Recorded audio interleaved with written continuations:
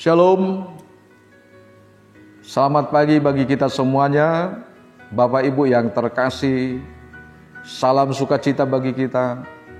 Kalau pada pagi hari ini, kita pasti bersyukur dengan segala karya Tuhan.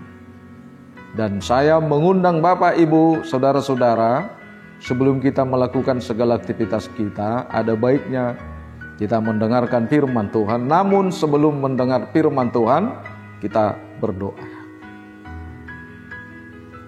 Terima kasih atas kasih dan karunia-Mu Tuhan dalam setiap kehidupan kami, yang menyertai kami dan memberkati hidup kami hingga pada pagi hari ini.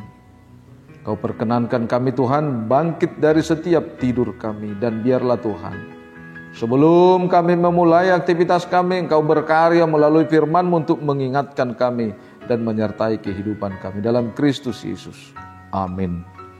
Bapak Ibu yang terkasih, saudara-saudara dimanapun kita berada, sebelum kita memulai aktivitas kita, mari kita mendengarkan firman Tuhan pada hari ini Selasa 13 September 2022 yang tertulis di dalam kitab Imamat pasal 19 ayat 17. Saya akan bacakan untuk kita. Janganlah engkau membenci saudaramu di dalam hatimu, tetapi engkau harus berterus terang menegur orang sesamamu, dan jangan engkau mendatangkan dosa kepada dirimu karena dia. Demikian firman Tuhan. Shalom bagi kita semuanya, Bapak Ibu saudara-saudara. Kata benci memang sepele kedengarannya, tapi kalau kita sadar, kata inilah yang selalu, atau kata inilah salah satu jurus jitu yang dipakai oleh iblis untuk mengajak kita memberontak kepada Tuhan, untuk mengajak kita melakukan suatu tindakan permusuhan kepada Tuhan. Dengan kata kebencian itulah yang sering kita lihat pekerjaan yang disertai dengan niat yang dan tindakan yang jahat. Sekalipun kebencian itu, kata benci itu sepele, tetapi kebencian itulah yang selalu mengundang kita untuk melakukan pekerjaan di dalam tindakan yang jahat. Jemaat yang terkasih, pekerjaan membenci hanya dibenarkan Tuhan. Pekerjaan membenci hanya diizinkan oleh Tuhan, yaitu membenci apa yang tidak Dia kehendaki. Seperti apa yang diungkapkan di dalam kitab Mazmur 97 ayat 10, hai orang-orang yang mengasihi Tuhan, bencilah kejahatan. Dia memperkenankan, Dia menyuruh, Dia mengajak kita melakukan kebencian, untuk membenci yang jahat. Sementara dunia ini mengajak kita membenci yang benar, membenci Tuhan. Di sana perbedaannya. Karena itu orang yang membenci kejahatan, dialah yang memelihara nyawa-nyawa yang dikasihinya dan melepaskannya dari yang jahat. Sementara dunia ini mengajak kita membenci Tuhan dan untuk mengajak orang, membuat orang celaka dari keselamatan dan yang benar itu. Jikalau seorang berkata, aku mengasihi Allah, dan ia membenci saudaranya, maka ia pendusta. Ini yang ditekankan oleh firman Tuhan. Ketika kita mengasihi Allah, otomatis kita mengasihi saudara kita. Karena barang siapa mengasihi saudaranya yang dilihatnya, tidak mungkin mengasihi Allah yang tidak dia lihat. Saudara-saudara, ketika orang semakin dekat dan intim bersama dengan Tuhan, maka dia semakin peka terhadap dosa, baik terhadap yang kelihatan maupun yang tidak kelihatan. Semakin kita memahami sifat dan karakter Allah, semakin kita akan menjadi serupa sepertinya. Kita akan semakin membenci hal-hal yang bertentangan dengan firman Tuhan. Itu yang dikatakan, itu yang dipertegas. Semakin kita dekat dengan Tuhan, Semakin kita percaya dengan Tuhan, maka kita semakin kuat untuk membenci atau yang bertentangan dengan firman-Nya. Bapak, Ibu, Saudara-saudara, jika kita membaca secara seksama firman Tuhan, maka kita akan menemukan betapa banyak firman Tuhan memberikan penjelasan mengenai apa yang dibenci Tuhan. Ketika kita serius dan hidup di dalam firman Tuhan, maka firman Tuhan selalu mengajari kita, memberikan kepada kita apa sih kebencian yang diajari oleh Tuhan. Untuk apa kebencian yang diajarkan oleh Tuhan? Yang satu, kita diajari untuk membenci yang jahat. Kita diajari untuk membenci penyembahan berhala. Kita diajari untuk membenci ketidakadilan. Kita diajari untuk membenci penyembahan yang tidak sesuai dengan tingkah laku. Allah membenci orang-orang yang melakukan dosa. Allah membenci orang-orang yang melakukan kekerasan. Karena itu, apapun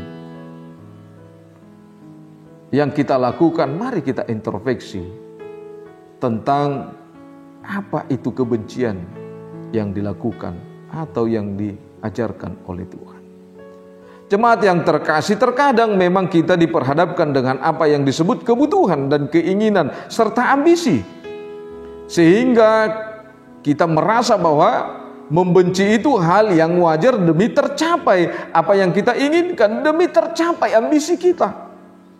Namun satu hal yang penting, mari kita belajar dari kehidupan Ayub yang hidup selalu jujur dan saleh. Ia takut akan Allah dan menjauhi kejahatan. Juga ada yang membencinya namun dia tidak membalaskan dan tidak bersukacita saat pembencinya mendapatkan malapetaka. Dia tidak membalaskan kejahatan dengan kejahatan sekalipun yang membencinya telah mendapatkan hukuman. Jemaat yang terkasih, saat kita dibenci atau dimusuhi, Tuhan Yesus telah berfirman, "Kasihilah sesamamu dan bencilah musuhmu. Tetapi aku berkata kepadamu, kasihilah musuhmu dan berdoalah bagi mereka yang menganiaya kamu." Itulah yang difirmankan oleh Tuhan kepada setiap orang yang percaya. Bagaimana orang yang membenci firman Tuhan akan mengasihi musuhnya? Itu tidak akan mungkin. Tetapi orang-orang yang percaya akan firman Tuhan mendapatkan kekuatan untuk mengubah kata kebencian menjadi kata mengasihi dan mencintai. Mungkin Bapak, Ibu, Saudara-saudara, ketika kita membenci orang lain, maka atau ketika kita dibenci orang lain, ketika kita percaya, maka kita mungkin punya pemikiran bahwa Allah itu akan menghukum orang-orang yang membenci kita. Tetapi tidak ada lagi hukuman dalam arti kematian, kebinasaan, jika orang yang kita kasihi itu sadar bahwa melalui kasih itulah bahwa tidak ada lagi kebencian. Melalui kasih itulah maka kita mendapatkan kekuatan untuk melawan kekuatan iblis di tengah-tengah kehidupan kita.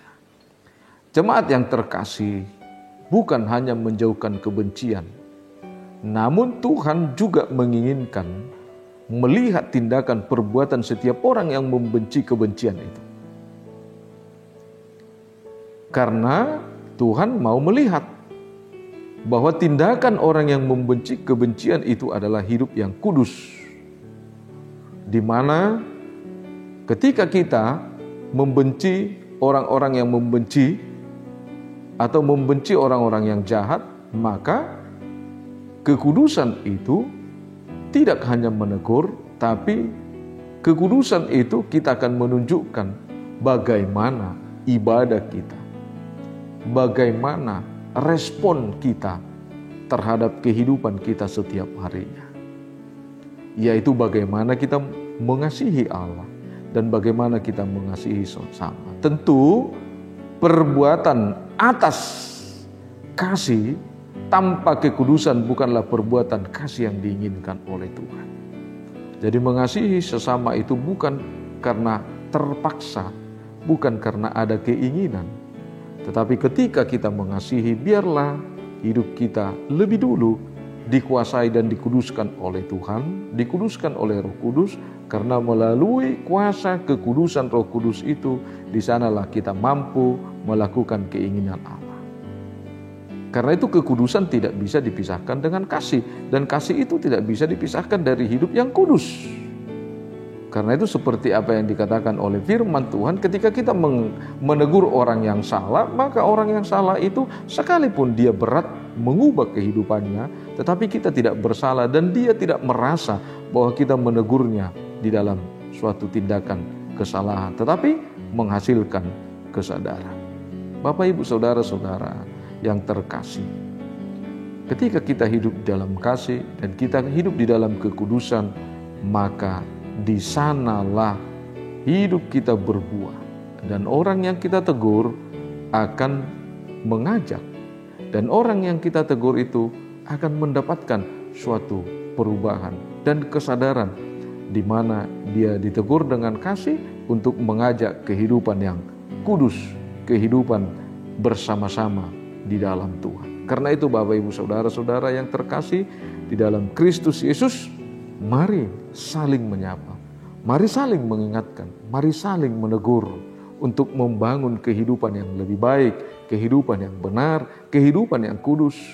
Karena itulah yang diinginkan oleh Tuhan dalam kehidupan kita, pribadi lepas pribadi. Karena dengan mengasihi, itulah ibadah kita kepada Tuhan. Amin, kita berdoa. Bapa di dalam sorga, kami puji dan kami sembah Engkau di pagi hari yang indah ini, karena kami yakin begitu kasih-Mu dalam kehidupan kami melalui firman-Mu. Kau mengasihi kami Tuhan, supaya kami hidup saling mengasihi. Karena kami sadar karena kasih-Mu, hidup kami penuh berkelimpahan di dalam berkat. Karena kasih-Mu kami mendapatkan kehidupan yang kudus. Karena kasih-Mu kami mengerti mana yang benar dan mana yang salah. Terima kasih Tuhan, tuntunlah hidup kami dalam segala aktivitas kami. Biarlah kuasa kasih-Mu Tuhan menyertai setiap kehidupan jemaat-Mu.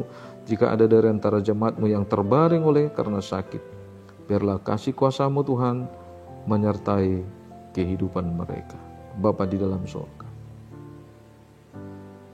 kami berdoa buat bangsa dan negara kami ini. Tolong Tuhan, berikan terang kasih-Mu.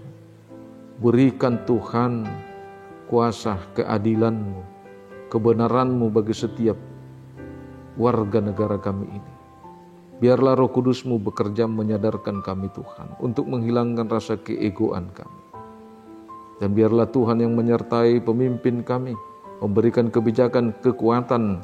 Biarlah mereka Engkau limpahkan kuasa kasih-Mu untuk menyatakan kebenaran-Mu dalam kehidupan kami. Begitu juga dengan gereja-Mu Tuhan, HKBP yang telah Tuhan utus di tengah-tengah dunia ini. Biarlah melalui para hamba-Mu dan jemaat-Mu berkarya di dalam kuasa kasih-Mu untuk menyebarkan firman-Mu di tengah-tengah dunia ini, supaya setiap ciptaan, setiap orang terberkati melalui kasih kuasa-Mu. Terima kasih Tuhan. Berkati juga gereja-Mu HKBP Surabaya ini dalam segala pelayanannya. Berkati pimpinan jemaat-Mu, berkati setiap para hamba-Mu Tuhan. Begitu juga dengan program-program gereja yang akan kami laksanakan. Biarlah Tuhan program itu membuat kami semakin bertumbuh di dalam iman, di dalam membangun persekutuan, di dalam memuji nama-Mu. Terima kasih Tuhan. Dengarlah doa kami yang kami sembahkan hanya dalam nama-Mu Tuhan Yesus Kristus Juru Selamat kami. Anugerah Tuhan kita, kasih setialah Bapa, persekutuan Roh Kudus memberkati kita. Amin.